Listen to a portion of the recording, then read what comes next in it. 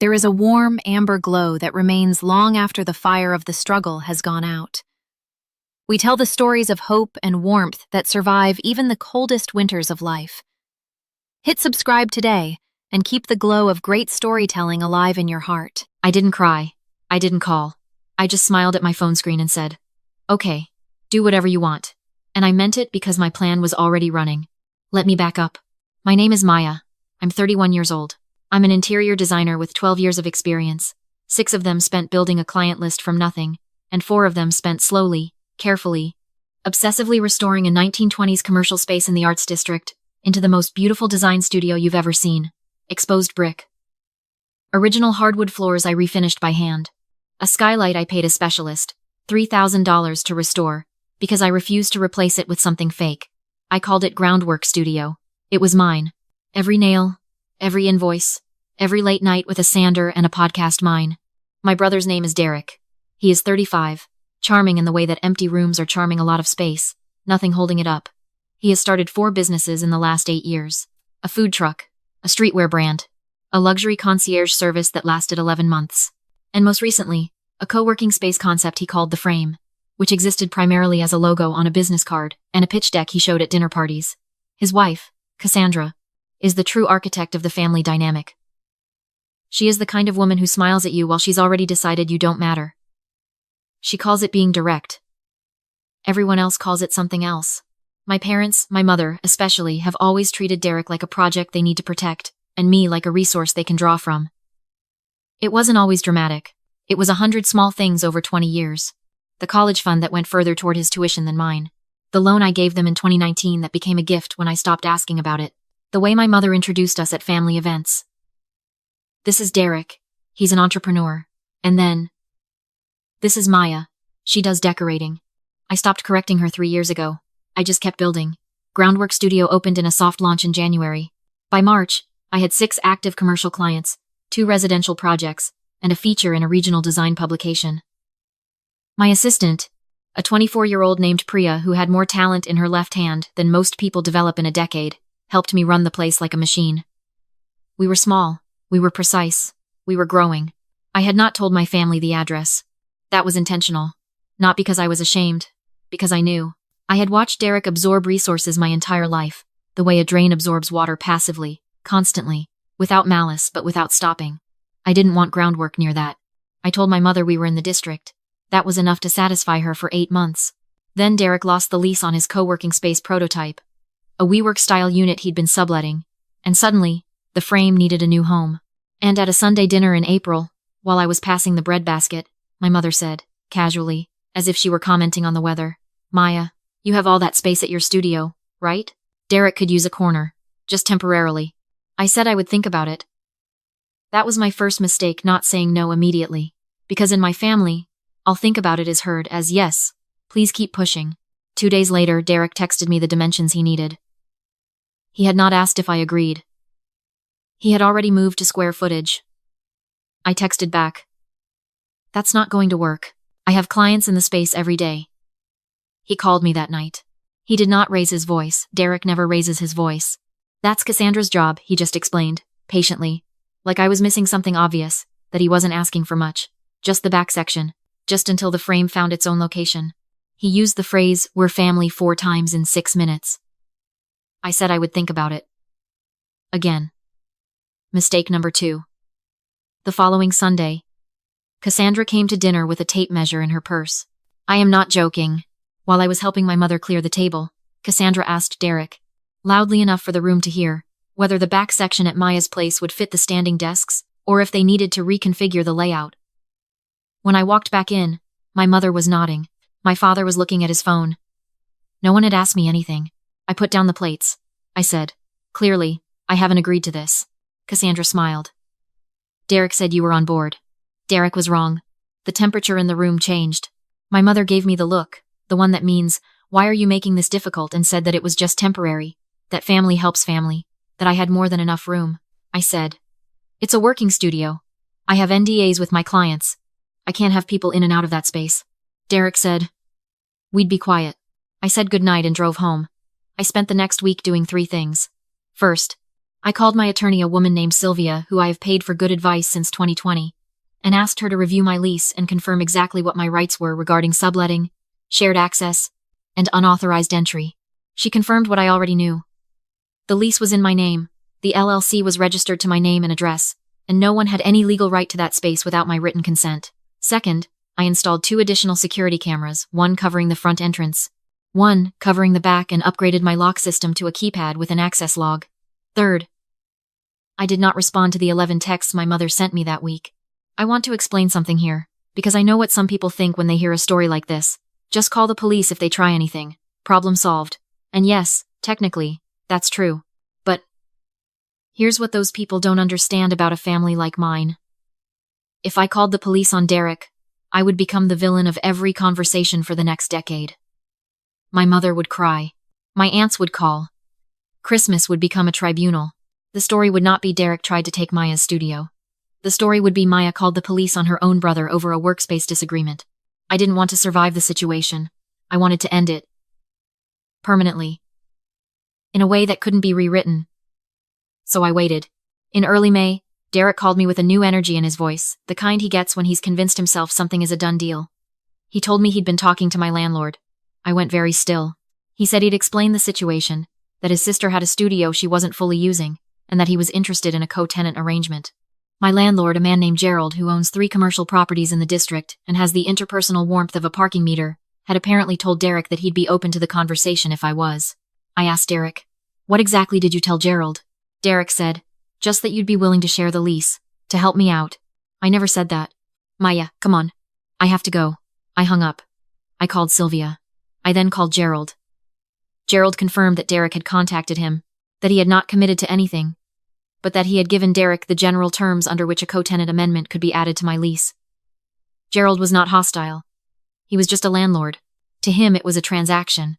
I told Gerald I was not interested in a co-tenant arrangement. I told him clearly, with Sylvia on a recorded line, that I had not authorized my brother to speak on my behalf, and that if any amendment to my lease was processed without my written consent, I would consider it a breach of contract. Gerald said that was fine, and that he appreciated the clarification. Then I made a decision. I didn't call Derek. I didn't call my mother. I didn't send a group text. I let the silence sit there like a closed door, and I went back to work. The following 2 weeks were almost peaceful. Priya and I finished a commercial project for a restaurant group downtown. I started drafting the proposal for a hotel lobby renovation that, if it came through, would be the biggest contract of my career. I ran my business. I didn't think about Derek. Then on a Wednesday morning in late May, I got a call from the building's property manager. Not Gerald, but the woman who manages day-to-day operations, saying that she had let 2 people into my studio because they said they were doing a walkthrough and had shown her what appeared to be a co-tenant authorization form. I asked her to describe the form.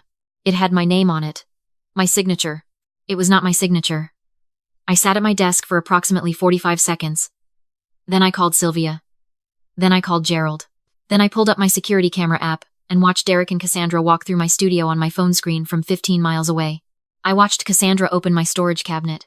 I watched Derek sit in my chair and look around like he was already deciding where to put his logo on the wall. I did not drive over there. I know that sounds insane, but here's why. If I showed up furious, there would be a scene.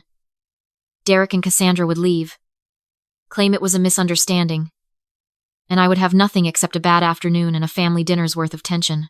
The forged authorization form would disappear. Nothing would be documented. Nothing would stick. Instead, I opened my laptop, and I sent one email. To Sylvia.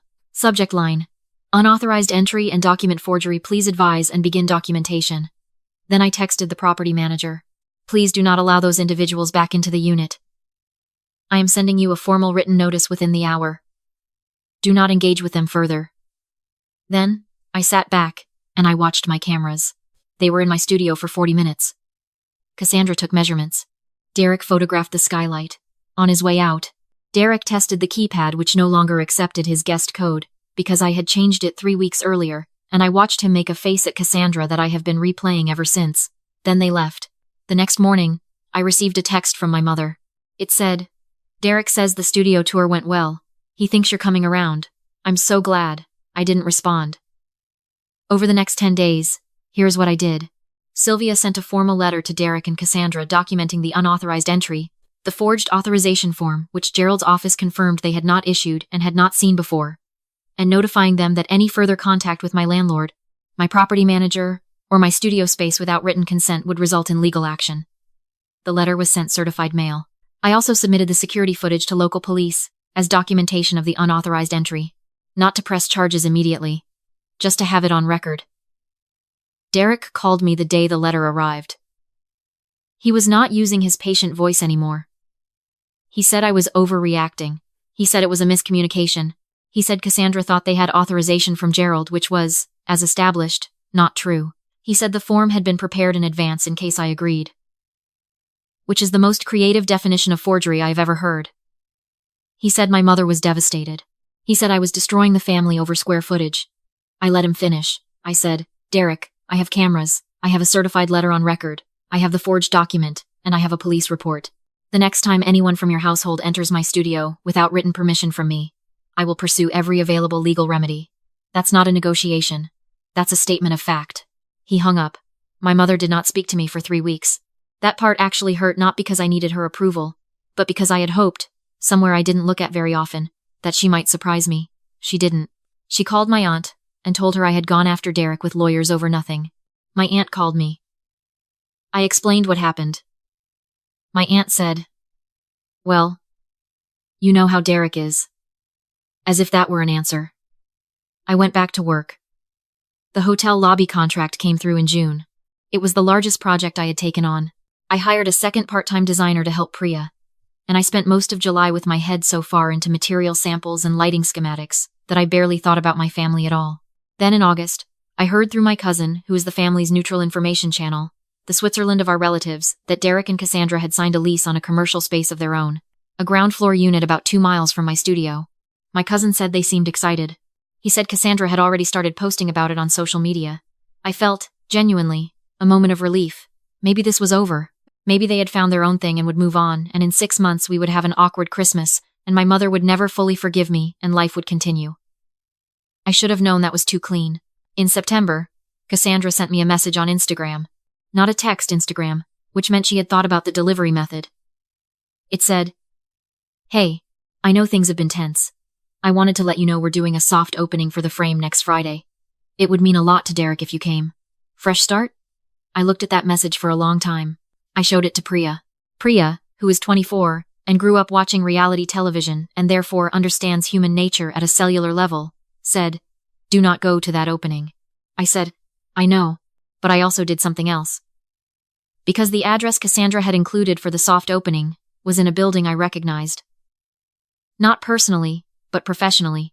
I had done a preliminary consultation on a unit in that building 2 years earlier for a different client, and during that process I had learned something about its zoning history. The building was in a designated mixed-use corridor, but the specific ground floor units had a commercial use restriction tied to a 2019 zoning amendment, a restriction that limited certain types of membership-based or subscription access businesses, unless a TPHT, specific conditional use permit had been obtained from the city. A co-working space, in that specific unit, in that specific building, would need that permit.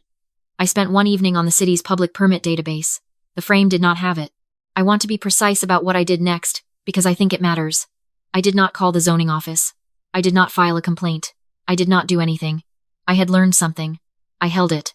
I went to sleep. The soft opening came and went. I did not go. I sent a polite, brief text to Derek saying I wished him well and that I wasn't able to make it. He did not respond. The frame's social media started filling up with photos. Exposed concrete, pendant lights, a coffee bar along one wall, members working at clean desks. Cassandra was photographing everything. Derek was giving interviews to local small business blogs. They had 12 founding members. Then, 22. Then, by October, they were announcing a grand opening celebration with a DJ and a bar and a local press list. My cousin sent me one of the Instagram posts with the caption, "Proud of them." I looked at the post. I looked at the address. I went back to the permit database. Still no conditional use permit. I thought about what Sylvia had said to me once, early in our working relationship, when I had asked her how she stayed calm in difficult situations. She said, I don't react to what people do. I respond to what the facts are. The facts always catch up. I decided to let the facts catch up. The grand opening was the first Saturday in November. I know what happened because 3 separate people, my cousin, a designer I know who lives in the neighborhood, and eventually, a very long phone call from my mother told me the story in overlapping pieces. The event started at 7. By 8, there were maybe 60 people inside. Derek was giving a speech. Cassandra was live streaming. The DJ was playing something low and atmospheric. The space looked, by all accounts, genuinely beautiful. Whatever else Derek and Cassandra are, they have taste. I will give them that. At 8:45, a city zoning inspector arrived. Not because of a complaint, or at least, not one I filed. Apparently, a neighboring business owner had flagged the opening event on a community board a week earlier, noting the building's restriction. The inspector was doing a routine check. The frame did not have the conditional use permit. The inspector gave Derek a notice of violation and informed him that the space could not operate as a membership-based co-working facility without the permit, a process that required a hearing and could take 3 to 5 months. The event was allowed to finish, but the business could not open for regular operations. Derek called me at 9:15. I was home. I had a glass of wine. I watched a documentary about mid-century Scandinavian furniture, which is a normal thing I do on Saturday nights, and I let his call go to voicemail. He left a message. His voice was very controlled, which for Derek is the equivalent of screaming. He said he knew I had something to do with this. He said I had gone too far. He said a lot of things. I listened to the voicemail once. Then I called my mother. She answered immediately, which told me she'd been waiting. She said Derek was devastated. She said Cassandra was in tears. She said they had put everything into that space. She said she didn't understand why I would do this to my brother. I said, "Mom, I didn't file a complaint. I didn't call anyone. I didn't do anything." She said, "Then why did this happen?" I said, "Because he didn't get the permit. That's it. That's the whole reason. He opened a business in a regulated space without checking the regulations." "Silence," I said. "I checked my regulations, Mom. Before I signed my lease. Before I spent 4 years building my studio. I checked every box. I got every permit. I did the work. That's why Groundwork is still open. And the frame is not." She said, "You're not even going to help him."